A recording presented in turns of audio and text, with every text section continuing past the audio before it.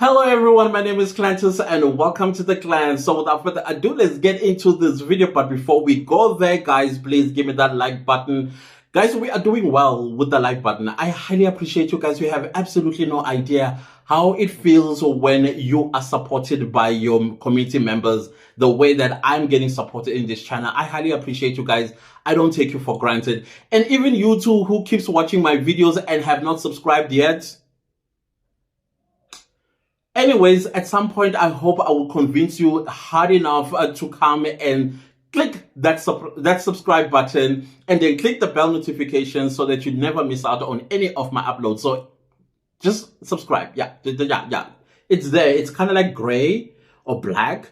Yeah, it's written subscribe, free of charge. Click it right now and then I'll highly appreciate you. Anyways, guys, let's get into the video. So we are going back to the North Gauteng High Court at the Senzo Meyiwa murder retrial, and today we had a pathologist that took the stand by Dr. Steenkamp. I think it's Steenkamp, right? And then, of course, for me, I didn't think that it is a significant part of this trial. Yes, we needed to know those, those technicalities of a body when it is brought before a pathologist, especially in a case of murder, so that we get to understand how painful or how peaceful Senzo Meyiwa had passed on. From what I understand, it's either he suffered for those few minutes, which I still think it was under 3 minutes, that he passed on immediately after he was shot, or he died very painlessly, because even the pathologist himself said there's a possibility that he died in seconds, and it's also a possibility that he died in minutes. So I would say he died in seconds, and then to me would not mean that he died in a painful way, which is kind of like should be a comfort to the Meyiwa family, as that their son did not suffer when he sustained that bullet wound. And then the testimony kind of like continued, and we started hearing things that we heard from Autopsy. I still think Autopsy was the most credible. Of course, Njali is also the most credible witness on the stand. Now, in Autopsy, if you remember in Autopsy's testimony, she spoke about 3 gunshots. Yes, of course, Zandi spoke about 3 gunshots, and whoever else spoke about 3 gunshots, but Autopsy was the most accurate one. I don't know if you listened to her. She said there was a gunshot, right? And then the second gunshot happened 15 minutes later. Now, if you were listening to the pathologist said Senzo Meyiwa could have died in seconds or in minutes. And then when he says in minutes, it doesn't mean like it took him 30 minutes, 15 minutes. I think less than 3 minutes he was gone. Possibly a minute and a half to 2 minutes. That's me. That's just me. Because when you are listening to the tracks that the bullet traveled, of course, that person would die almost immediately or in less than 3 minutes. And then in my mind, I was like, okay, Autopsy said the second gunshot happened 15 minutes after the first one.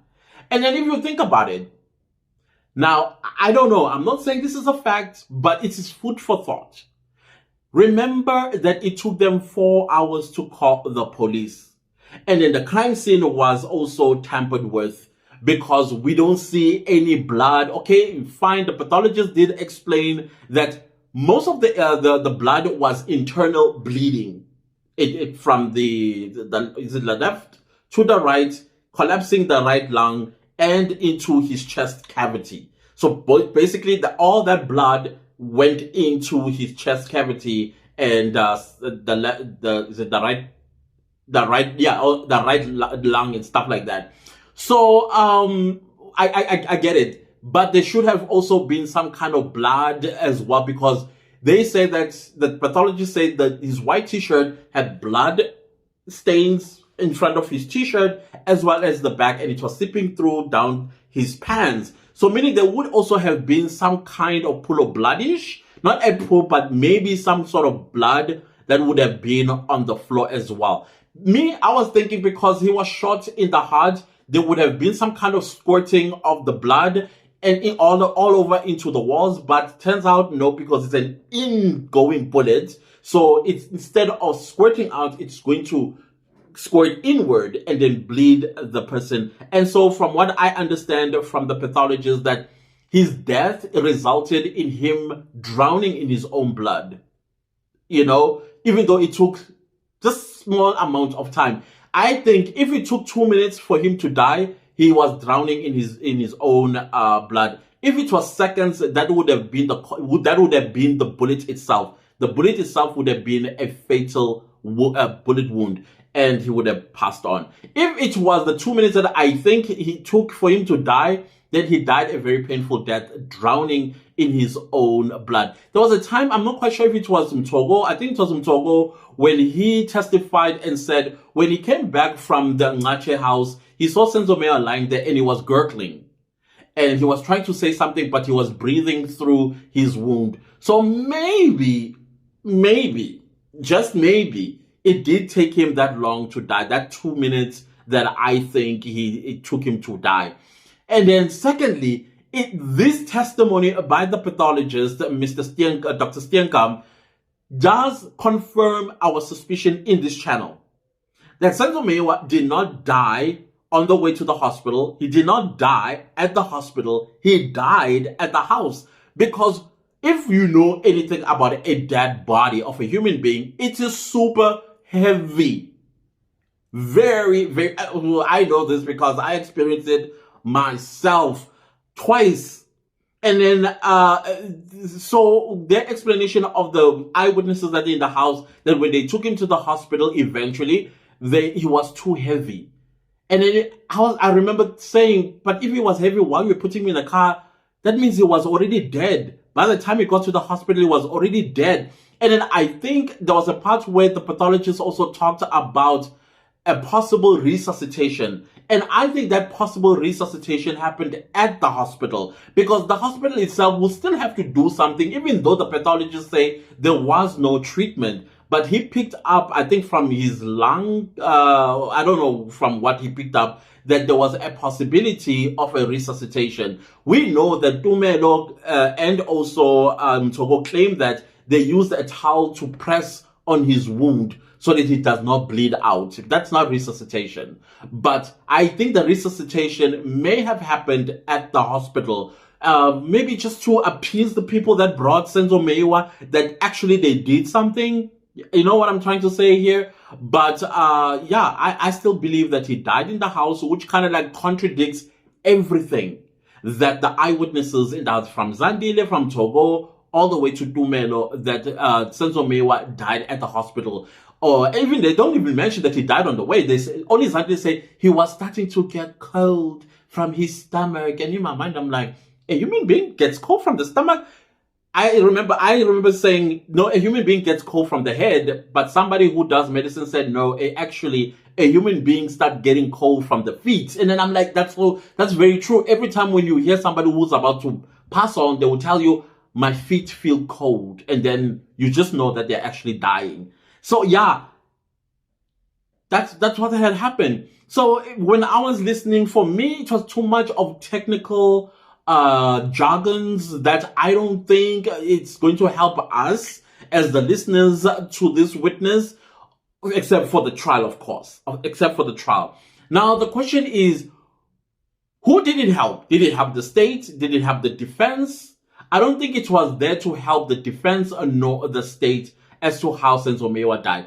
What I would have hoped that the defense would have asked more questions on was about in how many liters of blood would have killed Senzo Meyiwa if he bled in the inside. And if it was blood loss externally, how many liters of blood would have basically taken his life if it got lost?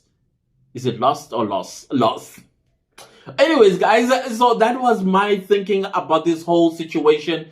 And then I did see the defense trying to ask some questions. And in my mind, I'm like, why are you asking questions? Because this is pathology.